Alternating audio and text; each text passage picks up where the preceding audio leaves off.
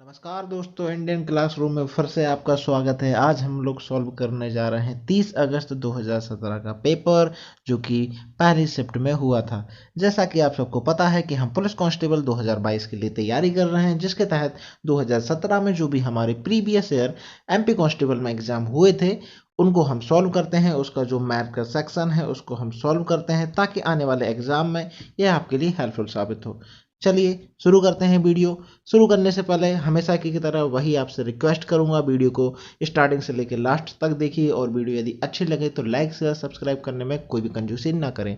चलिए चलते हैं पहले क्वेश्चन की ओर। और आज आपके लिए एक और एड ऑन चीज़ है। मैं आज जो हमारा मेंटल मैथ दिया हुआ है, इसमें जो रीजनिंग का पोर्शन दिया हुआ है उसके भी क्वेश्चंस मैं लूंगा, जो थोड़े टफ हैं, जो करने में आप उलझते हैं, उनको भी हम सॉल्व करेंगे ताकि आपके लिए आसानी हो जाए। चलिए शुरू करते हैं वीडियो को। चलते हैं पहले क्वेश्चन की ओर। चलिए, ये हमारा पहला क्वेश्चन दिया हुआ है। इसमें दिया गया है कि आपको बताना है कि जो हमारे एक नंबर दिया है, नंबर हमारा कितना है, 888 टू दी पावर मेरा 7 दिया हुआ है, और मल्टीप्लाई में एक हमारा डेल दिया हुआ है, और इक्वल टू में कितना दिया है, 888 टू दी पावर 8। तो ये हमारा कैसे आएगा? ये तो बहुत ज़्यादा सिंपल है। हमें मालूम है, इतने दिन से हम लोग पढ़ रहे हैं, यदि हमारे आधार समान होते हैं, बेस सेम होते हैं, तो पावर ऐड हो जाती हैं। तो उनने पूछा कि इस डेल के स्थान पे क्या आएगा, ये जो डेल है इसकी जगह क्या आएगा, तो हम उसकी जगह पे क्या रख देंगे, 888 रख देंगे, जिसकी पावर हमारी बन रहेगी, ताकि हमारा जो पावर होगी वो ऐड हो जाएगी और हमारा आंसर आ जाएगा ये वाला। तो हमारा आंसर कितना होगा, ये। चलिए चलते हैं अगले क्वेश्चन की तरफ।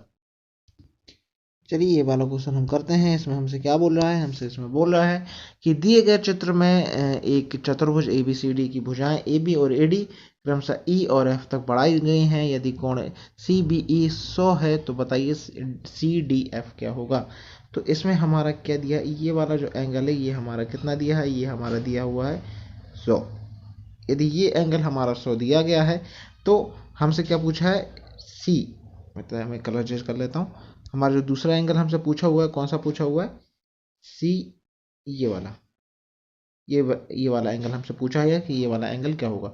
देखो, एक प्रॉपर्टी होती है जब भी हमारा चक्रीय चतुर्भुज होता है, साइक्लिक क्वाड्रिलेटरल होता है, उसमें एक हमारी प्रॉपर्टी चलती, वो प्रॉपर्टी क्या चलती कि मेरा जो बाहर का कोण होता है, जैसे ये वाला मेरा बाहर का कोण बना हुआ है 100 ना, ये मेरे जो विपरीत दिशा में जो आंतरिक कोण है उसके बराबर होता है।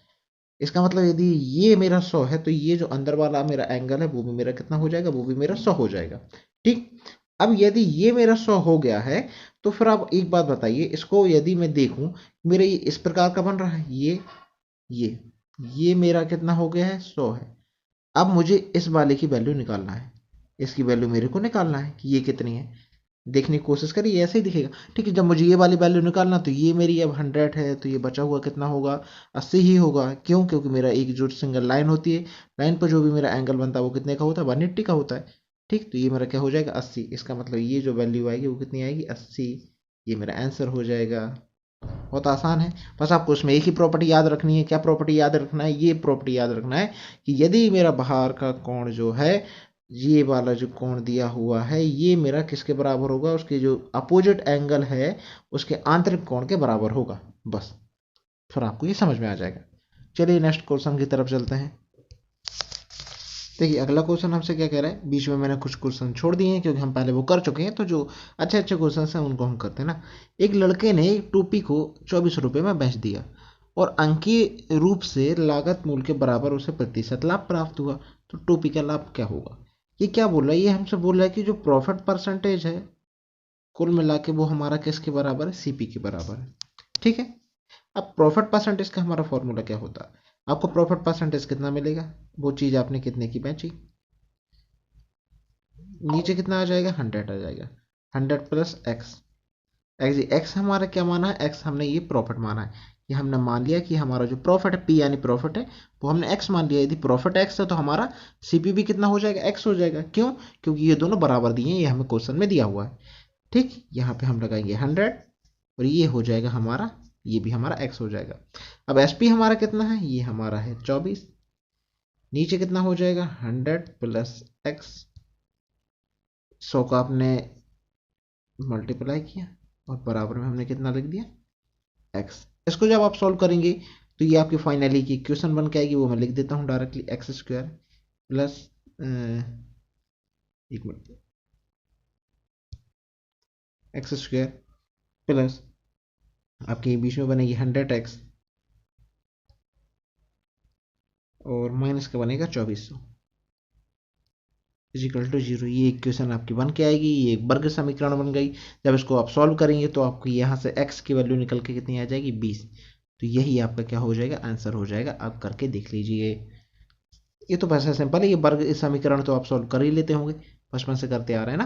तो इसको जब सॉल्व करेंगे तो आपके दो आंसर आएंगे, एक आएगा 20 और एक आएगा 120। ठीक, तो अब 120 तो हमारा माइनस में आएगा, तो जो प्लस वाला आएगा वही हमारा आंसर होगा। तो 20 हमारा आंसर हो जाएगा। चलिए चलते हैं नेक्स्ट क्वेश्चन की तरफ। नेक्स्ट क्वेश्चन हमसे क्या बोल रहा है कि वर्गाकार प्लॉट का क्षेत्रफल इतना दिया हुआ है, 6050 दिया हुआ है, तो इसके विकर्ण की लंबाई बताइए। देखिए, जो वर्ग होता है, वर्ग के क्षेत्रफल दो तरीके से निकाल सकते हैं। ठीक, इसका जो एरिया होता है, इसे मैं बता रहा हूँ, वर्ग का क्षेत्रफल आप दो तरीके से निकाल सकते हैं। पहला तरीका क्या होता है, भुजा का स्क्वायर। जो मेरी भुजा दी हुई है, भुजा का आप स्क्वायर कर दो, आप इस तरीके से निकाल सकते हो। और एक दूसरा तरीका होता है कि जो आपका विकर्ण है, आप विकर्ण का स्क्वायर कर दो, डिवाइडेड बाय 2 कर दो। आप इस तरीके से भी वर्ग का क्षेत्रफल निकाल सकते हैं। तो यहाँ पे हम ये वाले तरीके से हम सॉल्व करेंगे ताकि ये हमें आसान पड़ जाए। ठीक, मैं इसको रब करता हूँ। तो अब हमको क्या दिया है, विकर्ण, ये जो क्षेत्रफल दिया हुआ है वो हमारी कैसी भुजा दी गई है, वो हमसे हमें दी गई है विकर्ण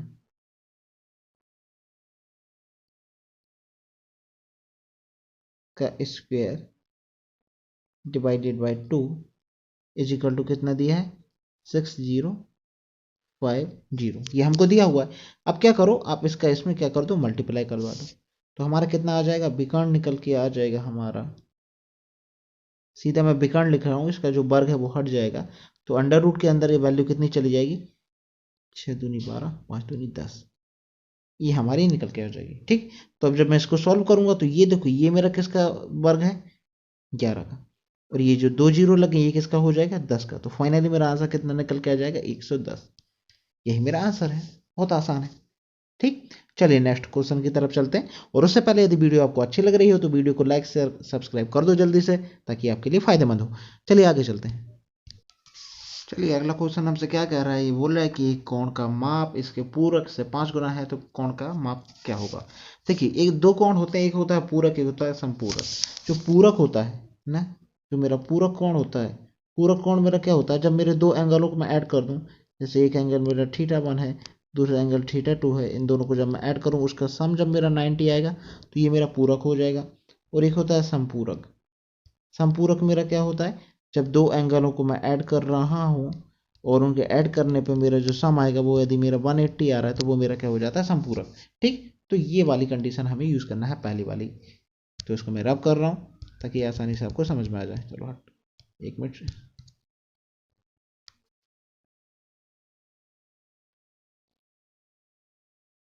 अब इसमें हमको क्या बोला, ये जो कोण है वो दूसरे कोण का कितना है, 5 गुना है। तो एक कोण में कितना मान लेता हूँ, एक कोण मान लेता हूँ मैं x, तो दूसरा मेरा कितना हो जाएगा, 5x हो जाएगा। इन दोनों को जब मैं जोड़ूंगा, जोड़ने पे वो मेरे किसके बराबर दिया है, वो मेरा 90 हो जाएगा। ठीक है, तो यहाँ से मैं x की वैल्यू जब निकालूंगा तो मेरी x की वैल्यू निकल के कितनी आ जाएगी, 15। तो वो बोल रहा है कि एक जो एंगल है वो उसके 5 गुना है, तो 5 गुना होगा तो हमारा आंसर कितना हो जाएगा, 75, क्योंकि 15 में 5 का मल्टीप्लाई करूंगा। तो ये हमारा आंसर हो जाएगा। बहुत आसान आसान क्वेश्चन है, बस यदि आपको कंसेप्ट पता है तो आपको आसान लगेंगे, और नहीं पता है तो आपको टफ लगेंगे, बस इतना ही है। चलिए नेक्स्ट क्वेश्चन की तरफ चलते हैं। चलिए ये वाला क्वेश्चन देखते हैं। इसमें हमारा क्या दिया हुआ है कि विभिन्न भिन्न भिन्न बैंकों से 8,000 रुपये उधार लिए गए हैं 2 वर्ष के लिए। ठीक, और उनके साधारण ब्याज का अंतर कितना दिया है, 20 दिया हुआ है। तो दोनों बैंकों की ब्याज की दरों में अंतर बताइए। एक बात तो क्लियर है, देखो, यदि दोनों बैंकों से हमने 8,000 रुपये लिए हैं, दोनों बैंकों से मान के चलो 8,000 लिए हैं, और दूसरी बैंक से भी 8,000 लिए हैं। ठीक, और इन दोनों के बीच में जो डिफरेंस आ रहा है ना, मतलब जो 2-2 साल के लिए लिए हैं, इसको भी 2 साल के लिए लिया, इसको भी 2 साल के लिए लिया, तो इनका जो हमारा ऐसा ही आना चाहिए था, साधारण ब्याज आना चाहिए था, वो मेरा कितना आना चाहिए था, समान आना चाहिए था। लेकिन समान नहीं आया है। क्यों नहीं आया है, क्योंकि इनकी जो रेट है, रेट में कुछ ना कुछ तो परिवर्तन होगा, रेट में ही तो चेंजेस होगा। और वही चेंज इसने पूछा है कि रेट जो है वो रेट में कितना अंतर है। तो उसको हम कैसे करेंगे, उसको मैं बताता हूँ। देखो, डायरेक्टली कर सकते हैं, डायरेक्टली हम वैल्यू रखेंगे, कोई इसमें परेशानी वाली बात नहीं है, डायरेक्टली आ जाएगा। ठीक है, पेंसिल वापस ली जाए। आई नहीं। ठीक है, तो हमारा क्या है 8,000 रुपये है या ठीक है 8,000 लिख दिया। हमारा टाइम कितना है 2 साल के लिए दिया गया है। अभी रेट में डिफरेंस कितना है, एक R1 रेट ले लो, एक R2 रेट ले लो, ठीक, डिवाइडेड बाय कितना ले लो 100 ले लो। अब इन जो रेट का जो डिफरेंस हमको कितना दिया है ये हमारे 20 के बराबर है। इसको आप सॉल्व करो 10 10 10 20 कितना हो गया 160। तो ये हमसे क्या पूछा है, देखो प्रतिशत पूछा हुआ है ना, तो हम इसको कितना लिखेंगे R1 माइनस R2 परसेंटेज, प्रतिशत वाला पूछा हुआ है। ठीक, तो ये क्या आ जाएगा 20/160 यहाँ पे आ जाएगा। अब ये परसेंटेज का साइन हटाओ, परसेंटेज का साइन हटाते हैं तो हमारा कितना आ जाएगा 100 आएगा, और 100 ये दूसरी तरफ चला जाएगा, कितना हो जाएगा 20/160 इंटू 100, ये ऐसे हो जाएगा। एक जीरो से एक जीरो कट जाएगी, 2 से 16 जाएगा 8 बार, और 8 बटे जब 100/8 होता है, 100/8 जब होता है तो हमारा फाइनली आंसर आता है 12.5%। तो हमारा कितना हो जाएगा आंसर 12.5%। ये हमारा क्या है आंसर है। आई होप आपको समझ आया होगा। चलिए नेक्स्ट क्वेश्चन की तरफ चलते हैं। चलिए ये वाला क्वेश्चन हमसे क्या कह रहा है कि एक नियमित बहुभुज का बाह्य कोण इसके अंतः कोण का 1/3 है, तो बहुभुज की भुजाओं की संख्या बताइए। देखिए हमारा कोई भी इंटरनल आंतरिक कोण जो होता है, आंतरिक कोण का और जो बाह्य कोण होता है उसका जो एडिशन होता है, उसका जो जोड़ होता है वो 180 के बराबर होता है। तो ये क्या बोल रहा है कि जो बाह्य कोण है उसके अंतः कोण का 1/3 है, मतलब बाह्य कोण अंतः कोण का 1/3 है। तो अंतः कोण यदि मैं x मान लेता हूँ तो बाह्य कोण कितना हो जाएगा इसका 1/3 x/3, या फिर ऐसा मान लो, ऐसा मत मानो, नहीं ये अपन अपन वाली वैल्यू अपन समस्या खत्म कर देते हैं। अंतः कोण मान लेता हूँ मैं 3x है, तो इसका जो बाह्य कोण है वो उसका 1/3 है। ठीक, हमारा ऐसा हो जाएगा। अब हम क्या कर लेते हैं, इन दोनों का एडिशन हमारा 180 के बराबर हो जाएगा। तो यहाँ पे कितना हो जाएगा, ये हो जाएगा 4x = 180। तो x की वैल्यू जब मैं निकालूंगा तो मेरी निकलेगी 4 चौका 16 4 पंजे 20, x की वैल्यू मेरी निकल के कितनी आ जाएगी 45। पूछा क्या है बहुभुज की भुजाओं की संख्या बताइए। तो जब भी भुजाओं की संख्या आपको निकालना हो, हमेशा याद रखना भुजाओं की संख्या जब भी आपको निकालना होता है तो आपको क्या करते हैं 360 में डिवाइड लगा दो इस 45 का, मतलब हमेशा 360 में डिवाइड लगा देना जो भी नंबर आपका आएगा। ठीक, तो 300 इससे डिवाइड लगाएंगे तो कितनी बार जाएगा, इसे 9 से उड़ाते हैं, 9 चौको 36, 9 पन्ना 45 और 5 से जाएगा 8 बार। तो ये हमारा आंसर हो जाएगा। ठीक, जब भी आपको भुजाएं निकालना हो ना, कितनी संख्या है भुजाओं की संख्या बताओ, तो आप क्या किया करो 360 डिवाइडेड बाय n कर दिया करो, 360 डिवाइडेड बाय n, ये हमारी भुजाओं की संख्या निकल आती है। इससे अच्छा एक और तरीके से कर सकते हैं, एक और तरीका होता है, मतलब मैं एक्स्ट्रा एड ऑन में बता देता हूँ, इसको मैं हटा रहा हूँ, एक और चीज़ मैं बता दे रहा हूँ वो भी मतलब काम की है, याद रख लेना। ये यदि कभी आपसे उसने पूछा कि अंतः कोणों का एडिशन वो कितना है, अंतः कोणों का मान कितना है, यदि मान आपसे पूछें तो फिर हम कैसे निकाल सकते हैं। देखिए ये ऊपर जाएगा क्या, चलो इसको हटा देते हैं। हाँ ठीक है, अब एक हमारा फॉर्मूला होता है अंतः कोणों का यदि मान निकालना हो तो n, एक मिनट पेन कहाँ गया, n-2 multiply 180 divided by n, ये हमारा फॉर्मूला होता है। कि मैं यदि पूछूं कि हमारा कोई भी चतुर्भुज है, ये जो मेरा चतुर्भुज है कोई सा भी चतुर्भुज है, चतुर्भुज में अंतः कोण प्रत्येक अंतः कोण कितने का होता है, यदि ये कभी कोई आपसे पूछे कि आप बताइए प्रत्येक अंतः कोण कितने का होता है, मतलब अंदर का जो कोण होता है वो कितने डिग्री का होता है, तब आप क्या करोगे। तो देखो हम क्या निकाल रहे हैं, चतुर्भुज की बात कर रहे हैं, चतुर्भुज मतलब जिसमें 4 भुजाएं हो, 4 साइड हो। तो हमारे यहाँ पे जो n की वैल्यू आ जाएगी वो कितनी आ जाएगी 4 आ जाएगी, n की वैल्यू मेरी कितनी आ जाएगी 4 आ जाएगी। तो जब मैं इस फॉर्मूले में वैल्यू रखूंगा, देखिए मैं पेन का कलर चेंज कर रहा हूँ, वैल्यू रखता हूँ, जब मैं इस फॉर्मूले में वैल्यू रखूंगा तो कितना आ जाएगा 4 माइनस 2 180 डिवाइडेड बाय 4, ये कितना बचेगा, ये हो जाएगा 2। 4 से मेरा कितनी बार कटेगा, अभी हमने काटा था 45 बार, और ये हमारा कितना आ जाएगा 90। मतलब कोई भी हमारा चतुर्भुज होता है, चतुर्भुज का जो एक कोण होता है प्रत्येक कोण होता है वो मेरे कितने कितने का होता है 90 का होता है। ठीक, यदि चतुर्भुज की जगह ये पंचभुज होता तो पंचभुज मतलब 5 भुजाएं, इसको मैं हटा रहा हूँ, पंचभुज यानी 5 भुजाएं। तो यदि आपको पंचभुज निकालना होता पंचभुज को हिंदी इंग्लिश में बोलते हैं पेंटागन। यदि मुझे पेंटागन की, अरे कहाँ गया यार, मुझे यदि पेंटागन की वैल्यू निकालना है, पेंटागन मतलब पंचभुज की वैल्यू मेरे को निकालना है, तो मैं इसको निकालने के लिए क्या करूँगा, मतलब एन की वैल्यू मैं कितनी रख दूंगा, एन इज इक्वल टू मैं रख दूंगा 5। ये मेरा पेंटागन हो जाएगा।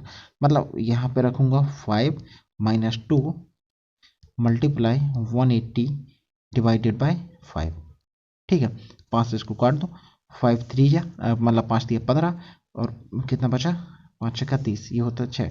ये कितना हो गया, ये हो जाएगा 3 इंटू 36 बच जाएगा। ये 3 कहाँ से आया, ये 3 इसमें से हमने माइनस किया, 5 में से ये माइनस किया तो हमारा 3 आ गया, और ये हमारा कितना आ गया, 36 आ गया। इन दोनों को मल्टीप्लाई कर दो तो ये 18 9 10 108, मतलब जो भी मेरा पेंटागन होता है, पंचभुज होता है, पंचभुज में जो प्रत्येक अंतःकोण होता है वो मेरा कितने का होता है, 108 का होता है। तो ये वाला जो फॉर्मूला है, ये वाला आप याद रखना, ठीक, कि जब भी अभी आप किसी का अंतःकोण की वैल्यू आपको निकालना है तो इस फॉर्मूले से हम वो वैल्यू निकाल सकते हैं।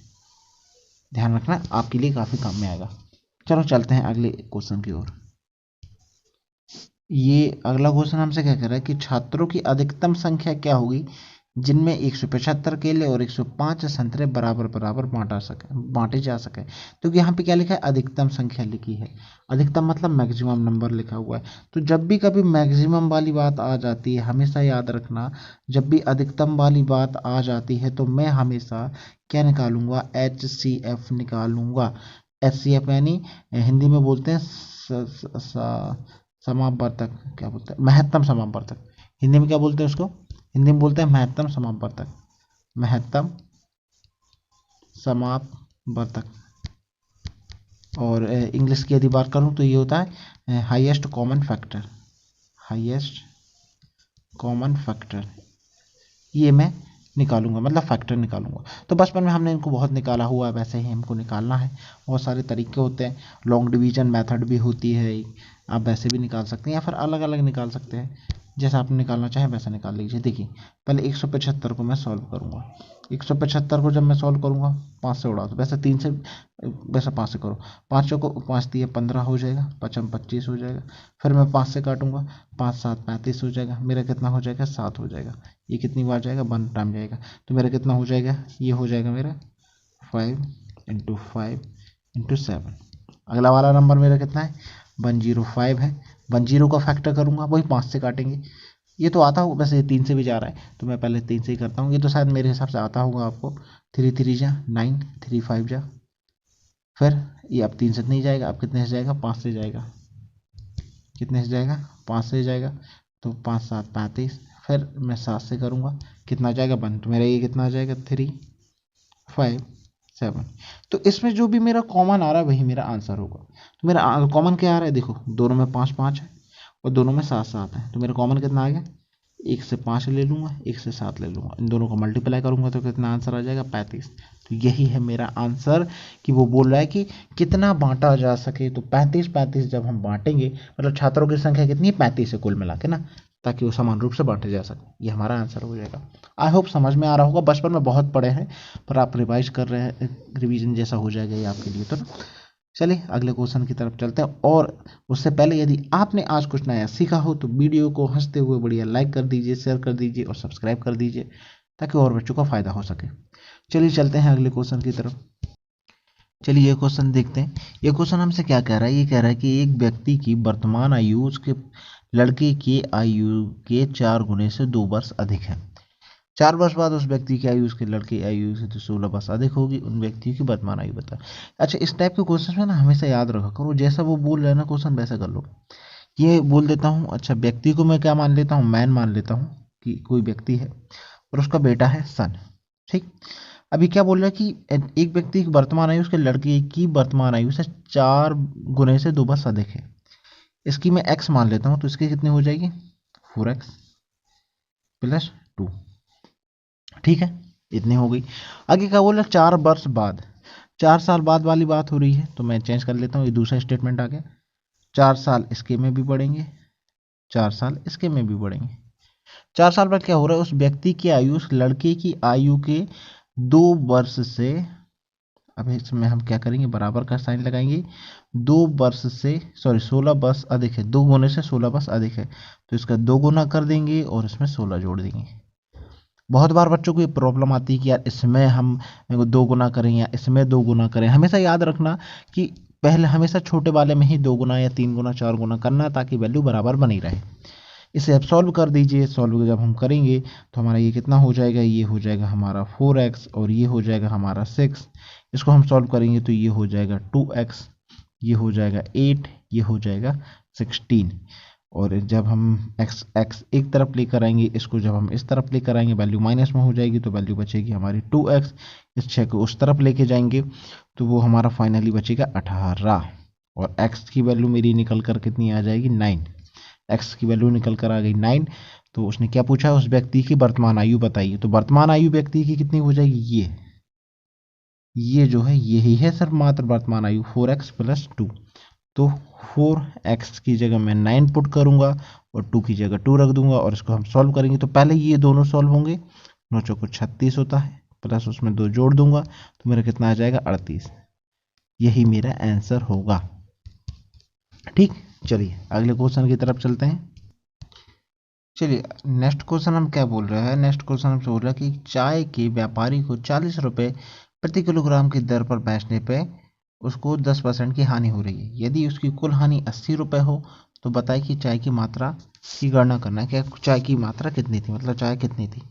तो इसमें क्या करो, देखो 40 रुपये में वो बेच रहा है, तो हम मान के चलते हैं कि चाय की कीमत कितनी होगी हमें नहीं पता, चाय की कीमत x रुपये रही होगी। ठीक, तो उसे वो बेच रहा है कितने में, 40 रुपये में, तो उसको 90% 10% की हानि हो रही है। देखो मैं हमेशा बोलता हूँ कि 10% की हानि तो हो चुकी है, तो उस व्यक्ति के पास कितना बचा है, 90% बचा है उस व्यक्ति के पास, 90% बचा है। 90% की वैल्यू किसके बराबर है, 40 के बराबर। 40 रुपये में ही तो बेच रहा है। सॉल्व करिए, इससे ये हो जाएगा। तो ये मेरी x की वैल्यू निकल के कितनी आ जाएगी, 400/9। ये जो x मैंने क्या माना था, ये मेरा CP है, क्रय मूल है ना, ये मेरा CP है। इसको और आगे सॉल्व करूंगा तो 9 चौको 36, 9 चौको 36 और 0.4, ये इसके समथिंग मेरा आंसर आ जाएगा। ठीक, अब इसमें क्या बोला हुआ है, उसको ये उसका CP है, वो बेच कितने में रहा है, वो उसे बेच रहा है 40 रुपये में, तो उसको नुकसान हो रहा है। कितने का नुकसान हो रहा है, इन दोनों का डिफरेंस निकालेंगे तो नुकसान कितने का हो रहा है, 4.4 का।